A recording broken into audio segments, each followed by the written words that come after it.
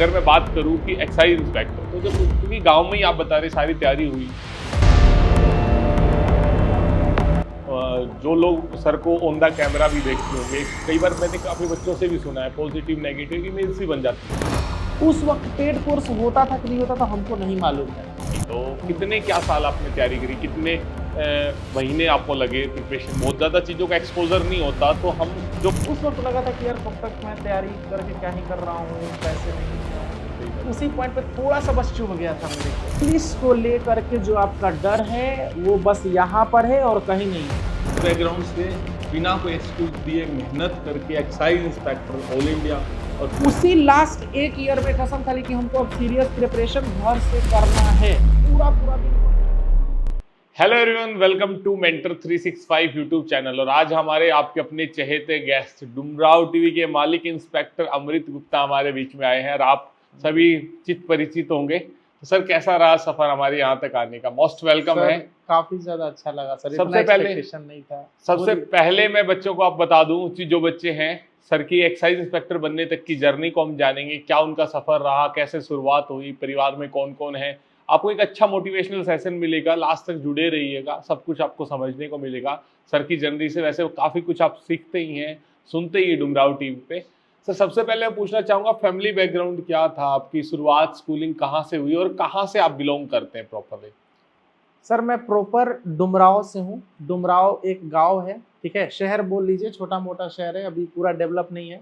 वहीं पे मेरा जन्म हुआ और मैं मिडिल क्लास फैमिली से हूँ। घर में मैं इकलौता हूँ अपने मम्मी पापा का, 2 बहन है। और घर में पहले कोई सरकारी नौकरी रही है आपसे पहले? मेरे पूरे खानदान में किसी की भी सरकारी नौकरी नहीं है सर। और वहाँ पे पढ़ाई का ऐसा माहौल भी नहीं था। मेरे जो भी बचपन से जो मेरी परवरिश है मम्मी ने किया है, आज जो भी हूँ मम्मी के बदौलत हूँ।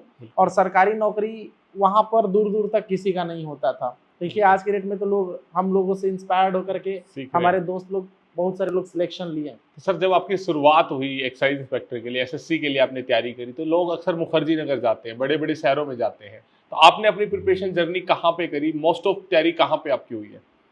मैं जन्म से लेकर के सिलेक्शन तक डुमराव में ही स्कूलों में पढ़ा हूँ। छोटा मोटा जो भी स्कूल होता था, 6 क्लास तक प्राइवेट स्कूल में पढ़ा। मम्मी स्कूल बदल देती थी क्योंकि वो किसी भी स्कूल से सेटिस्फाइड नहीं थी। 7 के बाद हम सरकारी स्कूल से पढ़ना शुरू कर दिए थे। और सारा का सारा जो दिल्ली में एक सपना होता है ना सर कि मुखर्जी नगर में जाना है, पढ़ना है, ये सब बस होता है। वो बाहर जाने का सपना ही था, क्योंकि मम्मी पापा अफोर्ड कर ही नहीं सकते थे। पापा का छोटा मोटा इलेक्ट्रिक का दुकान था, वहां से बस वो रोजमर्रा की जिंदगी चल जाती थी। बाहर भेजने का तो भाई मतलब वो सर आज भी इमोशनल हो जाएंगे। बिल्कुल बिल्कुल। तो सर, अगर मैं बात करूं, तो आप लाइब्रेरी ज्वाइन करके पढ़ते थे या घर पे पढ़ते थे? क्या क्या माहौल था डुमराव के अंदर? जैसे आजकल एक कल्चर चला हुआ है, कोई बच्चा लाइब्रेरी में पढ़ रहा है, कोई हमारे पास भी हमने देखा गुरुकुल में भी बच्चे आ रहे हैं, कोई ऑनलाइन भी मुखर्जी नगर जा रहे हैं। आप क्या क्या वहाँ लाइब्रेरी वगैरह कोई सेटअप था? सिलेक्शन के 1 साल बाद तक बोल लीजिए, मैं लाइब्रेरी के बारे में कुछ नहीं जानता था। जिंदगी में लाइब्रेरी मैंने देखा ही नहीं था, मैं सच बोल रहा हूँ सर। मेरा जब सिलेक्शन हुआ तब डुमराव में एक लाइब्रेरी खुला, उसके 6 महीना या 1 साल के बाद, तब वो लाइब्रेरी मैंने कुछ टाइम तक ज्वाइन करा था। ऐसे ही क्योंकि उस समय यूट्यूब भी था, तो लाइब्रेरी उस समय कुछ हद तक पढ़ाई मैंने करा हुआ था। सिलेक्शन के पहले तक मैं कसम से ये बात बता रहा हूँ कि कभी भी मैंने लाइब्रेरी था ही नहीं। आपके घर में आपने बताया कि 2 बहनें हैं, तो वो बड़ी बहनें, छोटी बहनें हैं, क्या उनसे क्या कुछ सीखने को? वो गवर्नमेंट जॉब में है, क्या वो कर रहे हैं अभी? दोनों बहन छोटी है मेरे से, और एक जो बहन है उसकी शादी हो गई, और एक जो बहन है वो अभी पढ़ाई लिखाई अपना कर रही है सर, अभी ग्रेजुएशन में है। तो घर के एक बड़े बच्चे होने के नाते सारी जिम्मेवारी आपके ऊपर ही, सब मेरे ऊपर थी। और सर, अगर मैं बात करूं कि एक्साइज इंस्पेक्टर, तो जब क्योंकि गांव में ही आप बता रहे सारी तैयारी हुई, तो कैसे पता लगा कि एक्साइज ही बनना है या एसएससी की तैयारी करनी है? क्योंकि अक्सर लोग ना किसी सीनियर से गाइडेंस लेते हैं, तब वहां से पता लगता है एसएससी कोई एग्जाम है। तो आपका क्या कुछ इस पे है? 12th के बाद ही हम टेंशन में रहने लगे थे कि 12th कंप्लीट हो गया, अब क्या करना है। दोस्त से जा करके पूछे तो क्या करोगे भाई? तो भाई एक एसएससी कोई एग्जाम है, उसी का तैयारी करेंगे, सरकारी नौकरी का तैयारी करेंगे। बिल्कुल। तो मेरे भी दिमाग में जब सब दोस्तें सरकारी नौकरी का तैयारी में उतर रहा है, तो मेरे पास भी और कोई ऑप्शन नहीं था। पढ़ने में ठीक ठाक थे। घर में होम ट्यूशन मम्मी ने लगा के रखा था, उनका बहुत बड़ा योगदान है सर। आज उन्हीं की वजह से पढ़ने में मैथ वैथ ठीक ठाक था। सारे दोस्त पढ़ रहे थे, उनसे मैं, एक होता है ना कि मेरा संगत से गुड़ होते संगत से गुड़ जात, तो मेरे जो दोस्त थे वो सारे तेज थे अपने आप में। उन्हीं को देख करके अपना पढ़ना शुरू करा। ग्रेजुएशन के दौरान ही मैंने प्रिपरेशन स्टार्ट कर दिया था और दिमाग में विश्वास नहीं था कि सिलेक्शन होगा, क्योंकि हम जिस जगह से आते हैं ना, लोग वही बोलते थे कि दिल्ली का लोफर और जिस जगह पे हम रहते हैं वहां का टॉपर बराबर है। समझ रहे कितना बड़ा बात है? बिल्कुल सही बात। मतलब मेरे गांव का टॉपर और बड़े शहर का लोफर, दोनों का लेवल बराबर है। ऐसा ही थिंकिंग, ऐसा ही मेंटालिटी दिमाग में भरने की कोशिश रहती थी सोसाइटी की। लेकिन फिर भी सर मन में एक विश्वास था, ये चीजें करनी है, संगत अच्छा था, तो वही धीरे धीरे करके मम्मी पापा का भी सपोर्ट था। हम तो कहेंगे कि जितने भी लोगों के गार्जियन ये वीडियो देख रहे हैं ना, या फिर आपके गुरुकुल के अगर ये वीडियो देख रहे हैं लोग, बिल्कुल मम्मी पापा को बोलना कि एकदम आपका सपोर्ट करे। माँ बाप अगर कंधे पे हाथ रख देते हैं ना, तो भाई वो एक हिम्मत मिलता है नेक्स्ट लेवल का। बिल्कुल। और कई बार हमने देखा कि गार्जियन अननेसेसरी प्रेशर बनाते हैं, अब भी नहीं हो रहा, 1 साल हो गया नहीं हो रहा, तो वो चीजें भी बच्चे को नेगेटिव जाती है। मेरे पेरेंट्स में नहीं था। मेरी मम्मी एकदम पूरा कंफर्ट जोन में हमको रखती थी कि बेटा ज्यादा लोड मत लो, कोशिश करो, ठीक है। मेरे दोस्तों का सिलेक्शन जब हो गया था ना, सारे दोस्त का, तब मेरा सिलेक्शन हुआ था। अगर मैं बात करूं सर कि प्रिपरेशन जर्नी की, तो मोस्ट ऑफ द टाइम आपने ऑनलाइन से ही पढ़ाई करी है, इसका मतलब यूट्यूब से। फ्री कोर्सेज लिए या पेड कोर्सेज भी लिए आपने किसी के? उस वक्त पेड कोर्स होता था कि नहीं होता था हमको नहीं मालूम है। हमको इतना मालूम है कि जब यूट्यूब पे कोई अगर टीचर पढ़ा दिए हैं कोई चीज, जैसे कि कोई टीचर है, उनका अलजेब्रा का वीडियो है, तो अलजेब्रा का अगर उनका 10 लेक्चर है, तो मेरे दिमाग में ये विश्वास था कि 10 लेक्चर देख करके मेरा अलजेब्रा खत्म हो जाएगा। कोई वहां पे निगेटिविटी नहीं था। और एक होता है ना कि मेरे दोस्त लोग भी यूट्यूब से पढ़े हैं सर, क्योंकि उस वक्त शायद यूट्यूब ग्रो कर रहा था मेरे अकॉर्डिंग। बिल्कुल बिल्कुल 2020 के दौरान, कोविड के बाद यूट्यूब था बिल्कुल। और उस समय माइंड में एक विश्वास था, सेल्फ बिलीफ था। और कई बार जब वो होता है ना कि हमें कई बार बहुत ज्यादा चीजों का एक्सपोजर नहीं होता, तो हम जो करते चले जाते हैं उसी में जो विश्वास बनता चला जाता है। ये चीज था। पेड कोर्स कभी भी जीवन में किसी का नहीं खरीदे हैं, सिलेक्शन लिए हैं यूट्यूब के बदौलत। और जैसे आज सर मेंटर है ना, आप एक अच्छे मेंटर हैं। बिल्कुल। हमारे लाइफ में मैं खुद का ही मेंटर था, क्योंकि मेरे को गाइड करने वाला कोई था नहीं, तो मैं खुद से ही गाइड करता था, अपनी कमी को देखता था। और बाकी आप जैसे सिलेक्टेड लोग मुझे मिलते थे, तो भाई हम भगवान समझते थे कि भैया थोड़ा सा हमको बता दीजिए, भैया ऑफिस में कैसा होता है, थोड़ा सा बताइए अपने ऑफिस के बारे में। तो ऐसा सीन था उस वक्त।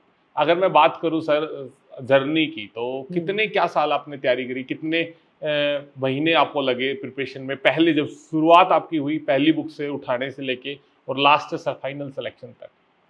जब मेरा 12th कंप्लीट हो गया, ग्रेजुएशन के फर्स्ट ईयर जैसे तैसे नहीं होता है सर, कुछ एक्सपोजर है नहीं, कोचिंग में चले गए, थोड़ा थोड़ा आइडिया लगने लग गया। बिल्कुल। 1 साल बर्बाद किए, 2 साल बर्बाद किए। अब ग्रेजुएशन माइंड में सेट था कि ग्रेजुएशन कंप्लीट होते होते मेरे को पूरा तैयारी कंप्लीट कर लेना है, नौकरी की तैयारी करना है। जब मेरा ग्रेजुएशन कंप्लीट हुआ, तो हुआ क्या ना कि मेरे सारे दोस्तों का सिलेक्शन हो गया मेरे को छोड़ के। तो ग्रेजुएशन कंप्लीट होने के 1 साल के बाद इतना जबरदस्त तैयारी की है, क्योंकि मेरे ऊपर प्रेशर था कि सारे दोस्त चले गए हैं, कोई कस्टम इंस्पेक्टर बन गया, कोई एसओएन सीएसएस बन गया, और हम एक 2000 सीजीएल 19 में डॉक्यूमेंट वेरिफिकेशन स्किप कर दिए क्योंकि मार्क्स कम थे मैथ्स की वजह से। और उसी लास्ट 1 ईयर में कसम खाली कि हमको अब सीरियस प्रिपरेशन घर से करना है। पूरा दिन पढ़ते थे, होमवर्क लिख करके पढ़ते थे। जैसे आज आप होमवर्क देते हैं ना सर, उसी तरीके से हम होमवर्क लिखे थे। हम भी 3 साल तक भटके हैं, 3 साल तक कोई सीरियसनेस नहीं था कि क्या करना है, कैसे किस बुक से पढ़ना है। जैसे आप होमवर्क लिख के देते हैं, सिमिलरली उसी तरह हम अपने लिए होमवर्क लिखे उसी गाँव से। और उसके बाद कंप्लीट करते करते कब मेरा सिलेबस पूरा मतलब 95% कंप्लीट हो गया, कॉन्फिडेंस आ गया। आजकल मैं बच्चों को देखता हूँ, इंटरनेट का दौर है, एक्सपोजर बहुत ज़्यादा है। जैसे मैं खुद की बात करूँ, 17 में हमने तैयारी करी थी ऑफलाइन मुखर्जी नगर में। ये नहीं पता था भाई नौकरी कैसे मिलेगी, सिलेक्शन कैसे होगा। लेकिन आपकी मैं बात करूँ, आजकल बच्चे क्या होते हैं, पहले देखते हैं वर्दी, फिर देखते नोटिफिकेशन, फिर तैयारी के लगते हैं, उसी नोटिफिकेशन में सिलेक्शन चाहिए। इस मेंटेलिटी को जो ओवर थिंकिंग ओवरलोड ले लेते हैं कि इसी बार सिलेक्शन लेना है और बहुत चीज़ें मिस कर जाते हैं, उसको आप कैसे देखते हैं? ये सबके अंदर होता है थोड़ा बहुत, लोगों के अंदर, हम लोगों के अंदर। जब हम लोग के पास जॉब नहीं होता है ना, तो पेशेंस नहीं होता है, लगता है कि इतना मेहनत कर रहे काहे नहीं जॉब हुआ हो रहा है। चाहे लोग इतना सीरियस ले लेते हैं ना कि भाई इस बार हो जाना चाहिए, उनको लगता है हो जाएगा, लेकिन नहीं होता है। इसमें आप कितना खुद से प्यार करते हैं, कितना आपको खुद पर विश्वास है। हम 2019 में फेल हो गए थे, जब सारे दोस्तों का सिलेक्शन हो गया था, मेरा माइंड बोल दिया था कि यार मेरा भी हो जाता, बस एक कॉन्फिडेंस नहीं था मेरे अंदर। हमको लग रहा था कि फर्स्ट अटेम्प्ट में किसका सिलेक्शन होता है। आज जब देखे ना कि सारा दोस्त मेरा सिलेक्शन लेके चला गया, उसी दिन कसम खा लिया ना कि अगला साल हम सिलेक्शन लेंगे। एक विश्वास आने लग गया सर। बिल्कुल, मतलब ये विश्वास लग गया, इतना तो विश्वास था कि कभी ना कभी सिलेक्शन लेंगे। अब ऐसा भी नहीं था कि भाई नहीं निकला तो परेशान हो जाएंगे, हताश हो जाएंगे। हमसे ज्यादा प्रेशर में कौन है? सारे दोस्तों का सिलेक्शन हो गया, मेरे पर क्या प्रेशर था मैं जानता हूँ, लेकिन खुद को मैं हीरो मानता था उस वक्त, क्योंकि खुद को ही इतना सेल्फ मोटिवेट करता था ना सर। बिल्कुल, आज जो भी हूँ आपके सामने हूँ। बिल्कुल। एक मैंने देखा है बच्चों को, अक्सर आप भी चैनल पे बच्चों को गाइड करते हैं, तो बच्चे गाइड की जगह मिसगाइड ज्यादा हो जाते हैं, क्योंकि हर आदमी अपने कंफर्ट जोन को नहीं छोड़ना चाहता, वो कंफर्ट जोन में जाना चाहता है। आप कितनी बार ही बोलेगा ना कि 10 बार रिवीजन करना है मैथ का, कितनी बार ये बोलेगा कि मेहनत करनी है, निकाल के क्वेश्चंस को देखना है, लेकिन वो आपकी नहीं सुनेगा। लेकिन किसी एक बंदे ने बोल दिया ना कि मैंने मैथ एक बार ही पढ़ा था, है ना, तो उसकी तरफ भागता है। तो ये कंफर्ट जोन को ना छोड़ने का रीजन कहाँ ले डूबता है बच्चों का, उसके बारे में आपकी क्या राय है? सबसे बड़ी बात ये है ना सर कि ये लोग सोचते हैं कि अगर हम एक बार परसेंटेज पढ़ लिए ना, तो इनको लगता है ना कि अब उसको क्या ही पढ़ना है, हम वो समझ लिए अब दूसरा पढ़ो, चाहे अब परसेंटेज दूसरे तरीका से पढ़ो, या फिर क्वेश्चन इतना क्वेश्चन, अगर एक बुक में 400 क्वेश्चन दिया है, 400 क्वेश्चन वो प्रैक्टिस कर लिए, अब सोचते हो 400 क्वेश्चन छोड़कर हम दूसरा क्वेश्चन टाइप का प्रैक्टिस करें। ये भूल जाते हैं कि रिवीजन एक ही सोर्स को जब 5 बार, जैसे परसेंटेज हम एक बार पढ़े तो हम उसी चीज को 5 बार उसी चीज को बार बार पढ़ते थे। मैं आपको गारंटी के साथ कह रहा हूं ना दोस्त कि आप परसेंटेज आज पढ़ो, जहां से भी पढ़े हो, और उसको 4 बार रिवीजन आप कर लोगे ना, उसके बाद अगर आपका परसेंटेज फंस जाता है ना, तब हमसे बात करना। आप लोग रट्टा मत मारो।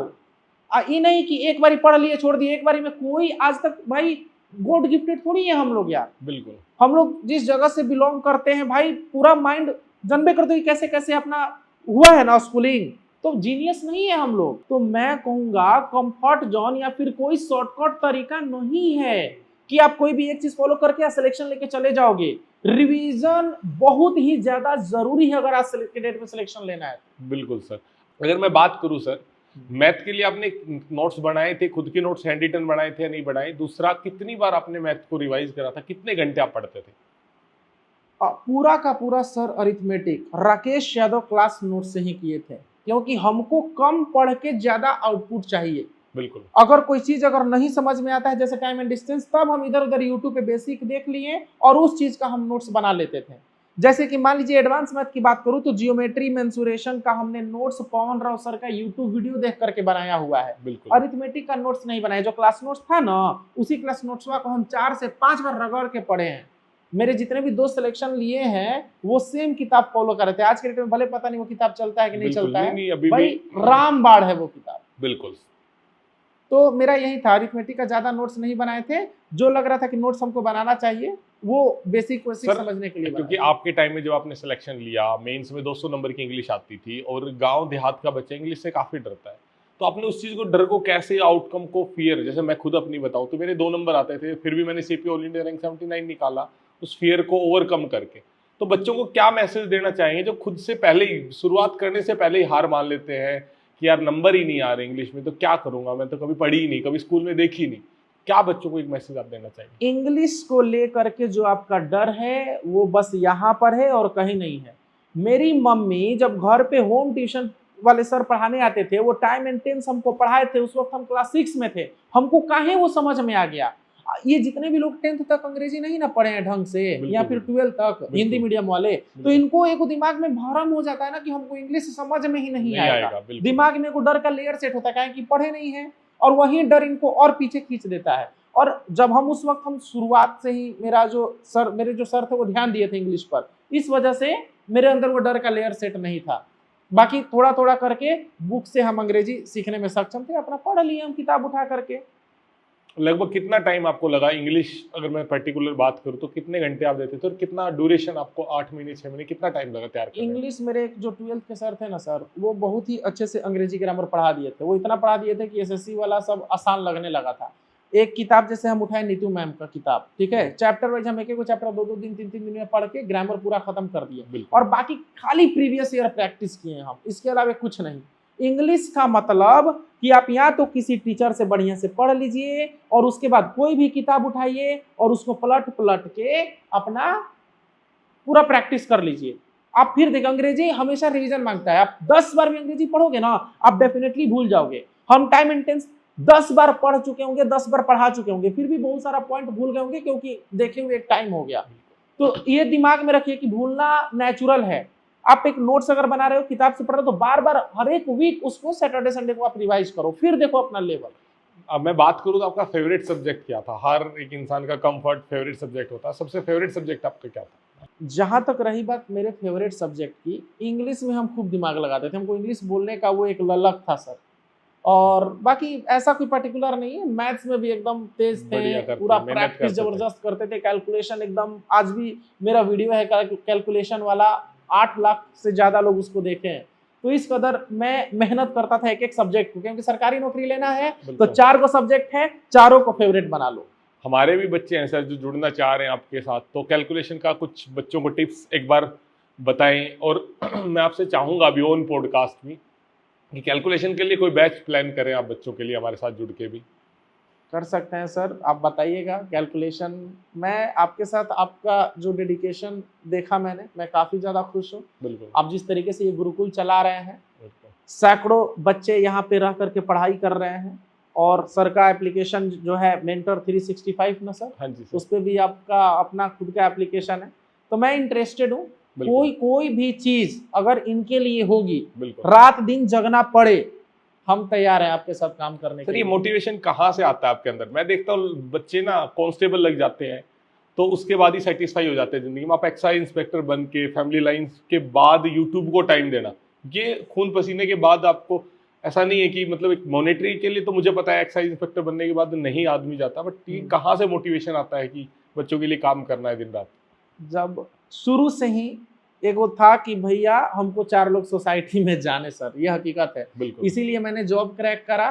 और सर जानते हैं मेरा यूट्यूब पे आने का सबसे प्राइम पर्पस क्या है?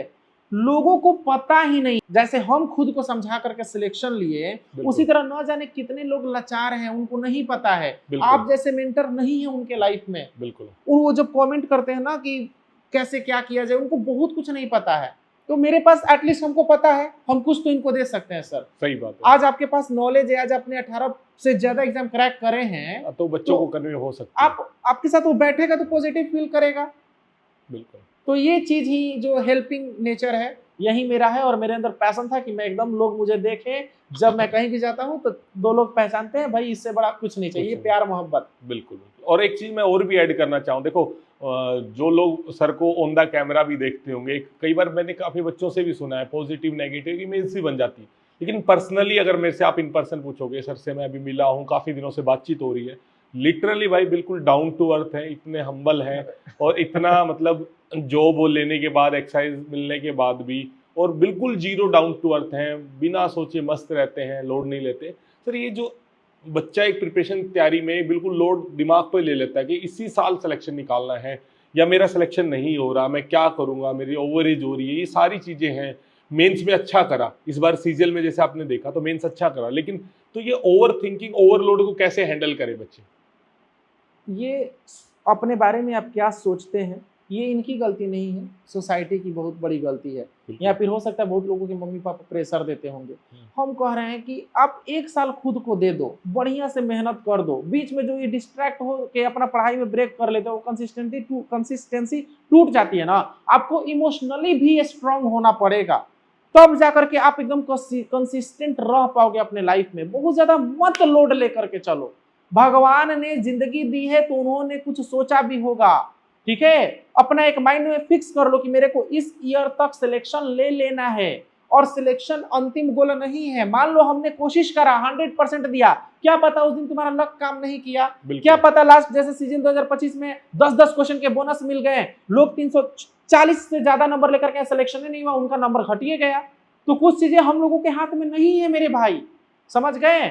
और जितने भी लोग एसएससी को लेके आज मेहनत कर रहे हैं ना, मैं गारंटी के साथ कर रहा हूं, आज आप भी मेहनत किए हैं ना, ये आपको नौकरी मिले चाहे नहीं मिले, एसएससी कितना कुछ सिखा देता है लाइफ में। कंसिस्टेंट रहना, पेशेंस रखना अपने आप में, ये भाई ये लोग हम लोग सीखे हैं। आज कहीं इतना ज्यादा हमसे और आपसे मेहनत हो पा रहा है। हमने कभी ना कभी भाई घिसा है, रगड़ा है एकदम बैठ के घंटों घंटों, तो उसकी आप लोग कदर करना, ठीक है। आज भले आप कामयाब नहीं हो रहे, मैं गारंटी के साथ दे रहा हूं, बस हिम्मत रखना, खुद पे भरोसा रखना। एक चीज आती है सर बच्चों के मन में ना काफी बार कि मैं एक एग्जाम आ गया, सीजीएल के लिए तैयारी कर रहे हैं लेकिन नंबर नहीं बढ़ रहे, 120-30 पे है, तो बीच में आ गया एनटीपीसी, फिर आरपीएफ कांस्टेबल, मतलब बार बार एग्जाम चेंज कर देते हैं और बीच में कभी यूपीएसआई, कभी कुछ और एग्जाम, दिल्ली पुलिस। तो ये एग्जाम को लेके जो ओरिएंटेशन तैयारी है, इसको कैसे मैनेज करें बच्चे? सेल्फ डाउट जो आता है, बार बार अपनी तैयारी को चेंज करते रहते हैं, टीचर बदलते रहते हैं, बुक्स बदलते रहते हैं, उसको कैसे मैनेज किया आपने और वो चीजें कैसे बच्चों को देखनी चाहिए? जब मैं तैयारी कर रहा था, डीएलएड का एक ऑप्शन आया, मैं टीचर बन सकता था। मैंने बोल दिया कि भैया हम जब एसएससी में आ गए हैं ना, कोई भी अपॉर्चुनिटी आ जाए मेरे पास, मैं उसको रिजेक्ट करूंगा, चाहे वो एनटीपीसी हो चाहे कुछ हो। जब मेरा मैथ्स ठीक है, जब मेरा अंग्रेजी ठीक है, जिस इंसान का मैथ और इंग्लिश ठीक है ना सर, उसका गारंटी है कि वो सिलेक्शन लेके जाएगा। भरोसा रखो ना खुद पे। जिसको खुद पे भरोसा नहीं होता है ना, वो इधर उधर भटक जाता है। बिल्कुल। तो भाई देखो, आपको काफी मोटिवेशन मिल रहा होगा, कुछ चीजें और हैं सर जो जेन्युइनली एक एक्सपीरियंट सुनना चाहता है, समझना चाहता है, क्योंकि आपकी जर्नी या मेरी जर्नी है वो हमें पता है कितने दुख दर्द अप एंड डाउन से गुजरी है। कोई ऐसा फेज आया लाइफ में कभी जब ये लगाओ कि यार नहीं अब तो नहीं हो पाएगा, या घर की जिम्मेवारी कोई ऐसी रही हो, या कोई सिचुएशन फाइनेंशियली कभी रहा हो, ऐसे लगा हो कि नहीं यार अब नहीं बनेगी बात, और फिर वहां से उठ के क्या, कई बार हम सेल्फ टॉक करते हैं, वो हेल्प करती है, क्या मोटिवेशन रहा वहां से उठ के? क्योंकि जहां तक मैं आपको जानता हूँ, बहुत मिडल लोग बहाने एक्सक्यूजेस दे देते हैं, और उस बैकग्राउंड से बिना कोई एक्सक्यूज दिए मेहनत करके एक्साइज इंस्पेक्टर ऑल इंडिया, और फिर लास्ट में YouTube, Insta, social media setup. मतलब मेहनत नहीं चाहिए सर, एक जज्बा भी चाहिए। तो उसमें क्या कुछ आप एक बार कहना चाहेंगे एक बार ऑडियंस? जिस सोसाइटी से मैं बिलोंग करता था, मेरा शुरू से ही, जैसे कि मैं भी खूब उस समय मोबाइल और यूट्यूब हाथ में आया था, जियो का नया नया सिम, तो काफ़ी बड़े बड़े लोगों को उभरते हुए देख रहा था, जैसे कि उनको ग्रो करते हुए देख रहा था। तो एक माइंड में मेरा शुरू से था कि कुछ बड़ा ही करना है। और सोसाइटी में अब कुछ भी करने जा रहे हैं, 4 लोग टोक दे रहे हैं उनके लिए, जैसे कि पता है ना कि government job government job government job, या फिर पढ़ो पढ़ो, पढ़ाई से ही रिलेटेड कुछ करो। तब जा करके ये था मेरे लाइफ में कि यही अब करना है। एक पॉइंट आया था जब बहन की शादी हो रही थी, तब उस वक्त हमको लगा कि थोड़ा पैसा का कमी हो गया था, जैसे नहीं होता है कि खर्चे बहुत सारे हो जाते हैं। उस वक्त लगा था कि यार कब तक मैं तैयारी करके क्या ही कर रहा हूँ, पैसे नहीं है। उसी पॉइंट पे थोड़ा सा बस चुभ गया था मेरे को, बट फिर भी उस समय भी हार नहीं माना। कुछ देर के लिए नहीं होता है कि लगता है कि यार हाँ क्या पढ़ाई में इतना टाइम लग जाएगा, मैं अभी से कमाना शुरू करता हूँ, कमाने वाला वो थोड़ा सा फीलिंग आया था। कहें कि पापा, एक होता है ना कि कर्ज लेके कोई चीज, अगर मान लीजिए शादी विवाह में भी खर्चा होता है, वो तो दोनों लोग अच्छे थे, चाहे मेरी बहन के हस्बैंड हो गए, सारे लोग तो सब कुछ अच्छे से हो गया, मतलब फिर भी एक लड़की की शादी होती है तो बहुत ज्यादा खर्चा, और पापा मेरे इकलौते थे कमाने वाले उस समय, हम भी तो उसी वक्त उसी पॉइंट पे लगा था। और बाकी सर उसके बाद कभी नहीं लगा, पढ़ते गया। आपका अपनी फैमिली में सबसे ज्यादा आइडियल कौन है और किन पर्टिकुलर रीजंस की वजह से? देखिए, मम्मी है, थोड़ी स्ट्रिक्ट है, मम्मी से थोड़ा सा बदतमीजी हो जाता है, डांट भी पड़ जाता है मम्मी से। बट बचपन से लेकर के आज तक हम जो भी हैं अपनी मम्मी की वजह से हैं। पापा का योगदान है कि पापा दुकान पर थे, पूरा वो खर्चा वर्चा पढ़ाई का देते थे। बाकी पापा को कोई केयर नहीं था, दुकान भी चलाते तो उनको कोई वो नहीं था, कोई स्ट्रिक्ट वो नहीं थे, ठीक है। बट मम्मी शुरू से लेकर के कि बेटा को पढ़ाना है और एक सही रास्ता दिखाना है, वो शुरू से ही ध्यान दी।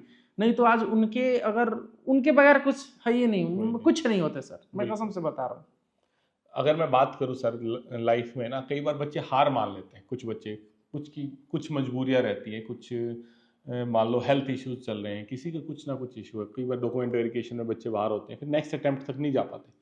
कुछ ऐसी मोटिवेशन सेल्फ टॉक लाइंस जो आप हमेशा, जैसे मैं खुद से हमेशा एक लाइन यूज़ करता हूँ कि यार बुरा समय है, आज बीत जाएगा, कोई दिक्कत नहीं है, और टाइम से बड़ा कोई हीलर नहीं है। मैं हमेशा खुद को ही बोलता हूँ, कई बार लो या डाउन फेज आता है, तो कुछ ऐसी सेल्फ टॉक जो बच्चे हमेशा यूज़ करें और उससे उनको मोटिवेशन मिलेगा। हम हमेशा अपने आप से मिरर में बात करते थे और बार बार अपने आंखें में खाली देखेंगे सर, एकदम अपने आप को खाली देखते थे। मतलब एकदम नहीं होता है कि अपने आप से मेरे को बहुत ज्यादा वो था कि यार ये लड़का एक दिन जरूर कुछ करेगा, मिरर में देखेंगे ये लड़का एक दिन जरूर कुछ करेगा। वही चीज, मतलब हम अपने, आज भी हम अगर डिमोटिवेट होते हैं, रोते हैं, मिरर के सामने जाते हैं, और खुद को देखते हैं, तो मेरे को खुद को देख करके ही मैं मोटिवेट हो जाता हूँ सर, बिल्कुल कि यार भगवान इतना अच्छा हाथ पैर दिए हैं, हमसे भी कितने लोगों का बुरा कंडीशन है, जितने लोग तैयारी कर रहे हैं, अभी आप लोग कहाँ देखे हो, बिल्कुल हेल्थ इश्यू आता था, अपने हेल्थ पे ध्यान देने लग जाते थे, सुबह सुबह मेडिटेशन भी करा है मैंने, योगा भी करा है, नो डाउट थोड़ा देर के लिए फ्रस्ट्रेट रहता था, फ्रस्ट्रेटेड नहीं ना रहेंगे जी, उसका हम उपाय ना ढूंढेंगे, और हर चीज का आज के डेट में उपाय है यार, अच्छा खासा शरीर है, अच्छा खासा भगवान माइंड दिए हैं, और हमेशा एक और चीज जो मोटिवेट करती है, मेरा फ्यूचर, हम आगे आने वाले 5 साल हमेशा सोच के चलते हैं सर, बिल्कुल मेरी बीबी, मेरे बाल बच्चे, मैं इन सब के लिए जीता हूँ, अपने मेरे मम्मी पापा, बिल्कुल अपने लिए क्या, अपने लिए तो यार अपना तो सर मैं गुजारा आराम से कर सकता हूँ, मेरे पास किसी भी चीज की कमी, मतलब ओवरऑल अगर देखा जाए तो मेरी फैमिली हो गई, ये लोग हो गए। जब आप सबसे ज्यादा खुश तब होते हैं जब आप किसी और के लिए जीते हैं, आपके रहने से लगता है कि आप बोझ नहीं हैं, आपके रहने से सबका कुछ ना कुछ भला हो रहा है, और आप ऑलरेडी समाज को इतना कुछ कंट्रीब्यूट कर रहे हैं, इतना पॉजिटिव बच्चा, एक बच्चा जो है कनेक्ट कर पा रहा है, क्योंकि एक ना जब मैंने भी देखा है, हम भी देखे हैं, समाज से ऊपर उठ जाते हैं लोग, अपनी बोली छोड़ देते हैं, लोकल रीजनल टच छोड़ देते हैं, लेकिन आप बिहार, आप मैंने देखा कि वो टोन जो होती है ना, वो रीजनल नहीं टोन, छोड़ेंगे सर। हाँ, तो वो लिटरली एक बच्चा जो बिल्कुल गांव से उठ के आया, सरकारी स्कूल से उठ के आया, माँ बाप हो सकता है मजदूरी करते हो, वो सच में कनेक्ट करके फील करता है। भाई लोग है ना सर, भाई सब अपना भाई बहन है, सामने भी आएगा तो हम इन लोगों से ऐसे ही बोलेंगे। और जेन्युइनली जब मैंने आपसे भी बात करी तो आपका जो इंटरनल फीलिंग वो जाना कि यार बच्चों के लिए कुछ बड़ा करना है, सब कुछ करना है। और देखो सर, हमको क्या ही है, जो कुछ है बच्चों की देनी है, ये चीज़ हम मानते हैं। एक क्या आपके अपकमिंग प्लान्स हैं इन बच्चों के लिए, कैसे आप गाइड करते हैं, और कुछ अपकमिंग प्लान्स जो इन बच्चों को करना चाहिए, और कैसे इतने इंस्टाग्राम वगैरह के इस दौर में खुद को बिल्कुल एक लाइन पे, एक पाथ पे रखें? ये लोग बिल्कुल सर, मैं चिल्ला चिल्ला के बोलता हूँ, मैं भी इंस्टाग्राम बीच बीच में 1 महीने के लिए हटा देता हूँ, डिस्ट्रैक्शंस है। इंस्टाग्राम पे कौन लेक्चर का वीडियो देखता है, ये लोग समझना चाहिए। आज के डेट में, मेरे टाइम में शॉर्ट्स नहीं था, अब तो ये शॉर्ट्स आ गए इंस्टाग्राम पर ना, ये रील्स स्क्रॉल करने वाला, उस समय टिकटॉक था, अनइंस्टॉल हो जाता था आराम से। डिस्ट्रैक्शंस है ये सब, ठीक है, अगर आप लिमिट में यूज करते हो ठीक है, लेकिन इंस्टाग्राम पे जो लड़का 3 घंटा 4 घंटा टाइम देता है, वो कहाँ जीवन में करेगा भाई? बिल्कुल, ये सब चीज अवॉइड कर दो, समझ गए? तुम्हारा ये सब टाइम इंस्टाग्राम पे तुम कुछ भी सोच रहे हो ना, तुम देखना वो रील स्क्रॉल करोगे, वो आ जाएगा, तो तुम्हारा टाइम वो खींचता जा रहा है, खींचता जा रहा है, कितना डोपामिन लोगे? वो डोपामिन आप पढ़ाई में लेना शुरू कर दोगे, फिर देखना आप कहां से कहां तक चले जाओगे। सर को देखो, सर का पूरा गुरुकुल है, कितने बढ़िया से सारे बच्चे एकदम डिसिप्लिन में, मैं कसम से बता रहा हूं भाई, समझ रहे हो? जाकर के देख लेना, 10-10 घंटे लाइब्रेरी में पढ़ना अनिवार्य है, बढ़िया से सोना है, खेलना है, कूदना है, लेकिन मोबाइल नहीं छूना है। ये खास बात है मेंटोर 365 गुरुकुल की, इसीलिए आज हम सर के साथ है, आज हम सर से पूरा दिन हम जुड़े ना, काफी ज्यादा अच्छा लगा। कॉल पे भी हमारी बात होती है दोस्त, और आप लोग 4-4 घंटा मोबाइल चला रहे हैं, वहीं 4 घंटा यहाँ पे बचवा सब पढ़ रहा है। और सर सॉरी टू इंटरप्ट, लेकिन बेटा देखो, आप उस साइड बैठ के देख जरूर रहे हैं, सर ने 2 साल एक गांव से मेहनत करी। देखो, मैं नहीं कहूँगा कि मेरे को रिसोर्सेज का अभाव रहा, मम्मी पापा के अच्छे वेल सेटल्ड फैमिली से था, सिस्टर बैंक मैनेजर थी, बहुत पैसे की तंगी नहीं रही। लेकिन सर की अगर मैं जर्नी को देख रहा हूँ ना भाई, देखो जॉब कर रहे हैं, जॉब के बाद फ्लाइट लेके ट्रैवल करके यहाँ पे आना, आप लोगों के लिए विजिट, अब रात को भी बैठ के मैंने कहा सर एक पॉडकास्ट बच्चों के लिए हो जाए आपकी जर्नी का, बोले सर बच्चों के लिए कुछ भी, मतलब मैंने लिटरली फील किया कि कुछ भी। और मतलब 2 दिन से हम साथ हैं, हम आज यहाँ पे ट्रैवल करा, पहले भी हमारी बात हो रही है, सर की सालगिरह थी कल और पूरी रात के जगे हुए थे, लेकिन कहीं एनर्जी कम देख रहे हो क्या? और आप क्यों कम पड़ जाते हो भाई, जब आपके मेंटर जो आपके आइडियल है वो लगातार एनर्जेटिक है आपके काम करने के लिए, तो आपको भी कम नहीं पड़ना है। कभी 5 साल आगे का सोच के चलना, ठीक है, कैसे मम्मी पापा भी बूढ़े हो रहे हैं, समझ गए ना, और आगे चल के शादी विवाह भी होगा आपका, पहले ही से एकदम इतना ज्यादा ताकतवर हो जाओ ना। सोचो सोचो, अगर सोचेगा ना ये लोग, लॉ ऑफ अट्रैक्शन वर्क करता ही करता है, बहुत अच्छा से वर्क करता है यार। जिगरा रखो, पॉजिटिव एटीट्यूड रखो, जीवन में बहुत आगे जाओगे। तुम्हारे सामने जीता जाता एग्जाम्पल है सौरभ यादव सर। ऐसे कोई 3 एग्जाम्पल जो आप बच्चों को कहना चाहिए, 3 चीजें अगर आप कर लोगे तो सिलेक्शन कोई भी नहीं रोक सकता। खुद से बात करके पहले एक पॉजिटिव इंसान बनो, क्योंकि हमको मालूम है कि आपके यहाँ पर इन्वायरमेंट नहीं है पढ़ाई लिखाई का, हो सकता है आप गांव से हो, पहला। दूसरा, कंसिस्टेंसी, एकदम कंसिस्टेंट रहिए। अगर कोई चीज ठान रहे तो कसम खा लीजिए कि हम इतना दिन में इस चीज को खत्म करेंगे ही करेंगे, चाहे कुछ भी हो जाए। ठीक है, पहला क्या बोले थे सर हम? पहला खुद से बात करो, पॉजिटिव एटीट्यूड, दूसरा कंसिस्टेंसी, और तीसरा तो जो अगर गवर्नमेंट जॉब लेना है ना, रिवीजन करो, समय के साथ प्रैक्टिस करो। सारा खेल समय का है। आप मॉक देने बैठते हो, सामने समय चलता है, एग्जाम देने जाते हो, सामने समय चलता है। ठीक है, तो समय से भी तेज भागना सीखो। आज जो सीख लिया ना, वो वक्त के साथ एकदम चलेगा। बिल्कुल सर, थैंक यू सर, आपने बच्चों को इतना मोटिवेट करा, और उम्मीद करता हूँ भाई आपका भी काफी ओपिनियन चेंज हुआ होगा। लिटरली मेरा ओपिनियन बहुत ज्यादा बदला है सर के साथ डिस्कशन करके, और आप लोगों का प्यार सर को हमेशा मिलता रहे, और बढ़िया तरीके से मेहनत करते रहे आप भी, और सर बहुत बहुत शुभकामनाएं भविष्य के लिए। कर रहे हैं, बहुत ज्यादा कर रहे हैं, काफी अच्छा लगा। Thank you so much guys. Video को लाइक कर देना वीडियो पसंद आए तो, ठीक है। बाकी उम्मीद है आपने बहुत कुछ सीखा है, और प्यारा सा कमेंट छोड़ देना कि आपको सबसे अच्छी बात इस वीडियो की कौन लगी, और मेरी तरफ से ढेर सारा प्यार सौरभ यादव सर को देना। Thank you sir. Thank you.